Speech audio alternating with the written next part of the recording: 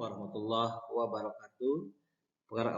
Apa kabar anak-anakku? Mudah-mudahan Ananda semua dan keluarga ada dalam keadaan sehat walafiat dan selalu berada dengan Allah Subhanahu wa taala.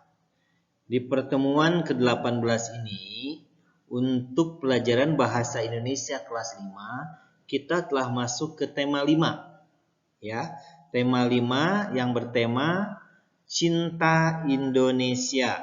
Untuk tema 5 ini, untuk sub pertama dalam tema 5 ini yaitu tentang menggali informasi teks narasi sejarah bangsa Indonesia. Ya, teks narasi sejarah nih. Sebelumnya kita bahas dulu pengertian teks narasi sejarah. Apa sih teks narasi sejarah itu? Teks narasi sejarah adalah teks yang berisi peristiwa sejarah dan disampaikan dalam bentuk narasi atau urutan cerita. Di dalam teks narasi sejarah, peristiwa sejarah yang disampaikan harus berupa fakta atau kejadian yang sebenarnya, bukan rekaan atau rekayasa. Berikut pun tokoh-tokoh di dalam teks tersebut harus benar-benar ada, nyata, bukan hayalan. Cara menggali informasi dari teks narasi sejarah. Yang pertama, membaca teks dengan cermat. Yang kedua, menggarisbawahi gagasan pokok setiap paragraf. Yang ketiga, mengelompokkan informasi menggunakan tanda tanya.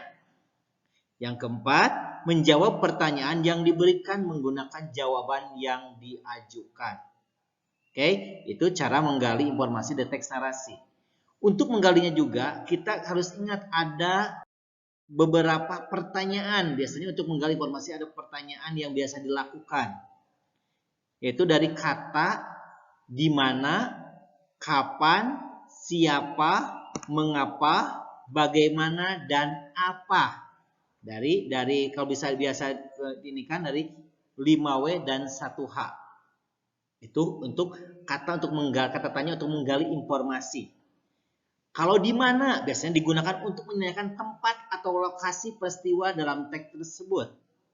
Kapan digunakan untuk menanyakan waktu terjadinya suatu peristiwa dalam teks tersebut. Siapa digunakan untuk menanyakan orang atau hal yang terlibat dalam teks tersebut. Mengapa digunakan untuk menanyakan penyebab terjadinya suatu kejadian dalam teks tersebut. Bagaimana digunakan untuk menanyakan keadaan atau cara yang dijelaskan dalam teks tersebut. Apa biasanya digunakan untuk menanyakan hal atau peristiwa yang terjadi dalam teks narasi tersebut. Itu kata tanya yang biasanya digunakan untuk menggali informasi dari teks narasi sejarah. Sekarang contoh teks narasi. Anda dapat lihat di buku bahasa Indonesia, ya. Nah, di sini pada tahun 1596 Belanda datang ke Indonesia. Kedatangan Belanda dipimpin oleh Charles. Ya. Mereka mendarat di Jawa Barat, tepatnya di Pandeglang. Nah, dan dilanjutkan oleh Anda, bisa dilanjutkan ya. Nah, dari teks narasi tersebut, nah, informasi apa saja yang ditemukan dalam teks tersebut? Kamu dapat menggunakan kata tanya yang sudah dijelaskan pada halaman sebelumnya. Di sini dilihat untuk menggali informasinya ada kata pertanyaan apa yang terjadi pada tahun 1967.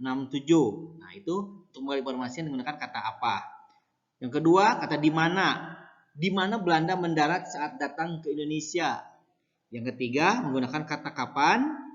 Kapan Belanda datang ke Indonesia? Selanjutnya, menggunakan kata siapa. Siapa yang datang ke Indonesia? Yang kelima, menggunakan kata mengapa. Mengapa Belanda ingin menguasai Indonesia? Yang terakhir, keenam, menggunakan kata bagaimana cara Belanda menguasai Indonesia. Itu untuk menggali informasi dari teks